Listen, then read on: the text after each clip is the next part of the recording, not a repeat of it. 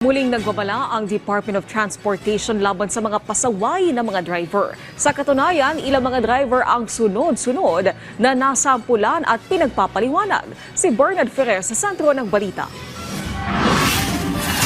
Ipinagutos ng Department of Transportation o DOTR Secretary Vince Dizon ang perpetual revocation o habang buhay na pagkansela ng lisensya ng driver ng van na sangkot sa road crash sa Central Luzon Link Expressway kung saan nasawi ang 5 individual at nasugatan ang 8 iba pa.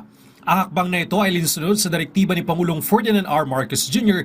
na papanagutin ang mga irresponsableng driver at tiyakin ang kaligtasan ng mga commuter at lahat ng gumagamit ng kalsada.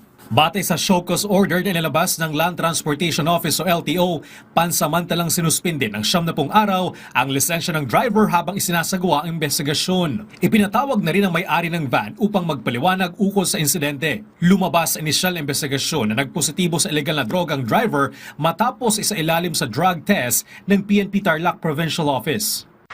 Sinuspende ng 30 araw operasyon ng isang bus ng Solid North na bumabiyahe sa rutang Cabanatuan Baguio matapos maaksidente sa Nueva Ecija kung saan 2 ang nasawi. Ang lisensya ng driver ay sinuspende na rin ng 70 araw. Sinuspende rin ng 70 araw lisensya ng driver ng isang oil tanker na umararo sa 4 na sasakyan sa Mabini Bridge sa Pandacan, Manila, kung saan 3 individual ang nasugatan. Ayon sa pahinante, nawalan umano ng preno ang sasakyan. Suspendido ng 70 araw ang lisensya ng isang motorcycle rider na nag-viral na sumasayaw ng boat dance challenge habang nakatayo sa kanyang motor sa gitna ng kalsada. Sinuspende rin ng 70 araw lisensya ng driver ng pickup truck na nakuhanan sa isang viral video matapos mag-counterflow sa Malolos, Bulacan. Pinagpapaliwanag ang naturang driver sa insidente.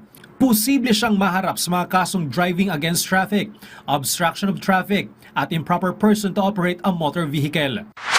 Samantala, suspendido ng 70 araw ang lisensya ng isang driver na naaktuhang nagpapalit ng plaka habang nasa North Luzon Expressway o NLEX. Pinagpapaliwanag din ng rehistradong may-ari ng Hilux Tamaraw kung bakit hindi ito dapat patawan ng suspensyon o tuluyang kanselahin ang kanyang lisensya. Bukod sa preventive suspension, inilagay rin sa alarm status ng LTO ang naturang sasakyan. Patuloy na pinapaalalahanan ni Pangulong Marcos Jr. ang mga motorista na maging responsable sa daan at sumunod sa batas trapiko. Bernard Ferrer para sa Pambansang TV sa Bagong Pilipinas.